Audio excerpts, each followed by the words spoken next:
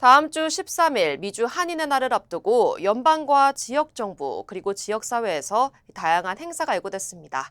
1월 둘째 주 주요 한인사회 소식을 종합했습니다. 이원정 기자입니다. LA 카운티 전역 해변에 입수 자제 권고가 내려졌습니다. LA 카운티 공공보건국은 최근 내린 비로 인해 박테리아 수치가 높아졌고 쓰레기와 폐기물 등으로 인한 오염수가 바다로 유입될 수 있다며 바닷가에 입수하지 말 것과 모래사장에도 들어가지 말 것을 당부했습니다. 최근 마운트 볼디 등산 지역에서 등산객 3명이 숨진 사고가 발생하면서 안전상의 이유로 이 일대 7개 주요 트레일이 오는 7일까지 전면 통제됐습니다. 당국은 기상 상황이 호전될 때까지 등산을 자제할 것을 권고했으며 폐쇄 기간 중 출입을 위반할 경우 벌금이나 징역형이 부과될 수 있다고 당부했습니다. 미주 한인재단이 오는 1월 13일 미주 한인이민 123주년을 기념해 워싱턴 DC 연방의회 레이번하우스 빌딩에서 제21회 미주 한인의 날 행사를 개최합니다. 재외동포청과 주미 대사관이 후원하는 이번 행사는 초청자 100여 명이 참석하며 한인사회 주요 이슈를 알리는 자리로 마련될 예정입니다. 행사에는 데이브 민과 영김, 메릴린 스트릭랜드 등 한인 연방의원들이 참석하고 자랑스러운 미주 한인상과 청소년 리더십 장학금도 수여합니다. 버지니아 애난데일 인근 페어팩스 카운티 바크로프트 플라자에 위치한 한인 운영 태권도장 UMS 마셜 아츠가 지난 1일 오전 화재로 건물 내부가 전소됐습니다. 소방국은 화재 당시 건물 내 인원이 없어 인명피해는 없었으며 정확한 화재 원인을 조사 중이라고 밝혔습니다. 일리노이주에서 운전면허 정지나 차량 등록 취소를 빌미로 한 사기 문자 메시지가 급증해 주민들의 주의가 요망됩니다. 경찰은 주정부 기관을 사칭한 이 문자들은 긴급 상황을 가장해 링크 클릭을 유도하며 접속 시 개인정보와 금융정보 탈취 위험이 크다고 밝혔습니다.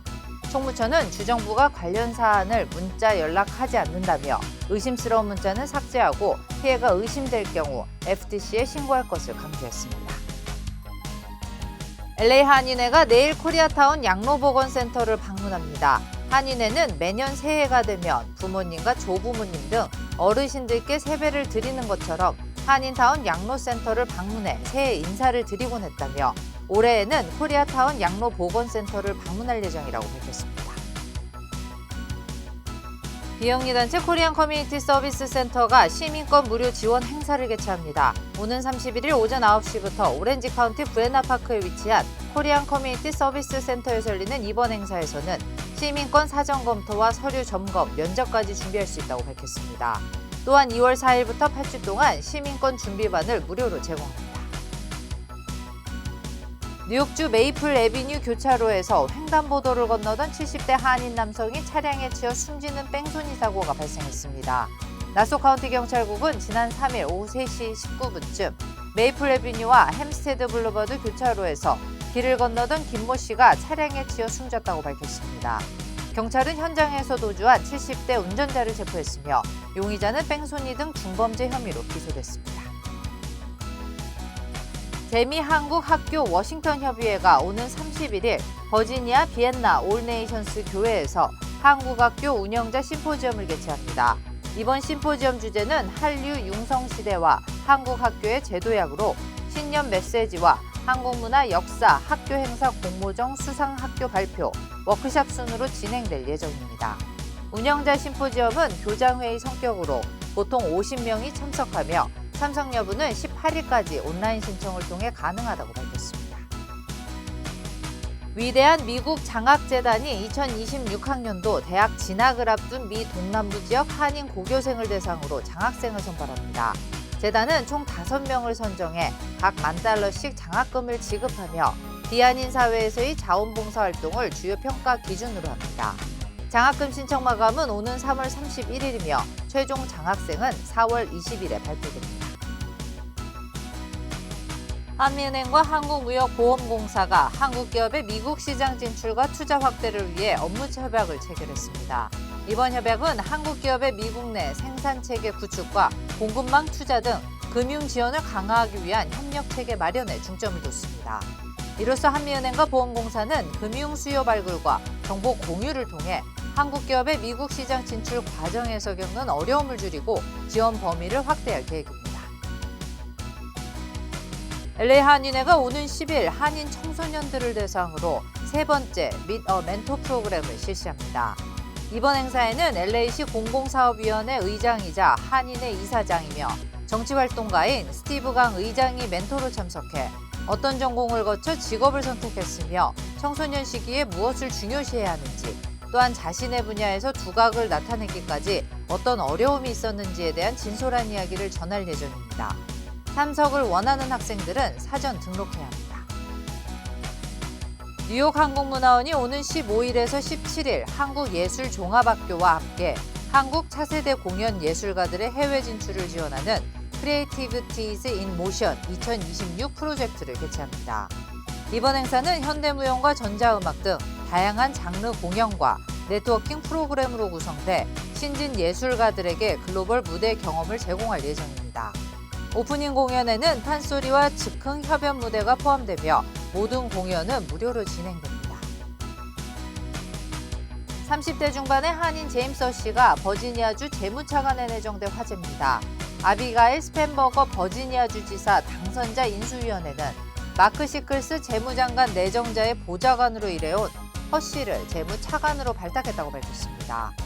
허 내정자는 버지니아 주민들을 섬길 기회를 영광으로 생각하며 더 활기차고 포용적인 주를 만드는 데 기여하겠다고 소감을 전했습니다. 조지아주에서 독감 확산세가 심각해져 지난 3개월 동안 30여 명이 사망했습니다.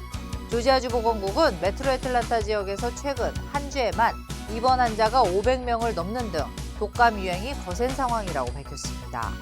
당국은 변이 바이러스 H3N2가 주된 원인으로 보고 있으며 특히 고령층과 면역 취약층을 중심으로 독감 백신 예방 접종을 당부했습니다. 아시아나항공이 오는 14일부터 인천국제공항 제2여객터미널에서 모든 국제선 승객을 맞고 출발과 도착 절차를 진행한다고 밝혔습니다. 이는 통합항공사 출범 준비와 이용객 편의 향상을 위한 조치입니다. 탑승 수속 카운터 배치와 대한항공 라운지 이용 등 터미널 이전에 따른 편의 안내도 병행합니다. LA 항공문화원은 오는 16일 문화원 아리올에서 K-팝의 현 주소와 미래를 주제로 한 세미나 및 라운드 테이블을 개최합니다. 이번 행사는 애니메이션 K-팝 데몬 헌터스를 분석하며 K-팝과 한류의 글로벌 확산과 미래의 방향성을 조명하는 자리로 꾸며집니다. 세미나에는 미국과 일본 등 다양한 대학 교수들이 토론자로 참여하며 한류 문화의 역할과 책임에 대한 논의도 진행됩니다. 뉴저지 주의회가 스쿨버스 스탑사인 위반 차량을 감시 카메라로 단속하고 $300 벌금을 부과하는 법안을 추진하고 있습니다. 학생 승하차 중인 스쿨버스를 추월하는 행위는 이미 불법이며 이번 법안은 학생 안전 강화를 위해 예외적으로 카메라 단속을 허용하자는 취지입니다. 다만 운전자 단체의 반대와 회기 종료 일정으로 인해 법안 논의는 다음 회기로 넘어갈 가능성이 큽니다. 스미소니언 국립아시안박물관이 한국의 보물 전시를 기념해 가족 행사와 K-팝 싱어롱, 심포지엄 등 다양한 특별 행사를 진행합니다. 토요일 오전 부모와 어린이가 함께하는 박물관에서의 아침 행사를 시작으로 같은 날 저녁 K-팝 데몬 헌터스 싱어롱 행사가 열리며 20일에서 23일에는 학자들이 참여하는 심포지엄이 펼쳐집니다. 또한 퓨전 국악 밴드의 라이브 공연도 준비됩니다. 한인 차세대 정치인인 제이슨 문 머킬티오 시의원이 새해 들어 머킬티오 시의회 의장으로 선출돼 시의회 운영 전반을 이끌게 됐습니다. 문 의장은 첫 회의에서 워싱턴주 한인의 날과 미주 한인의 날을 지지하는 선언문을 채택하며 한인 사회의 연대를 공식화했습니다. 지역사회는 한인 밀집 지역에서 한인 정치인이 시정의 중심 역할을 맡게 된 의미 있는 진전으로 평가하고 있습니다. 오는 15일부터 LA 한국문화원이 경상남도 진주시와 협업해 전통 실크 등의 아름다움을 소개하는 한국의 빛, 진주 실크 등 전시를 개최합니다. 오는 28일까지 계속되는 이번 전시는 문화체육관광부와 한국국제문화교류진흥원이 지원하는 2025 투어링 K-아트 프로그램의 일환으로 마련됐습니다.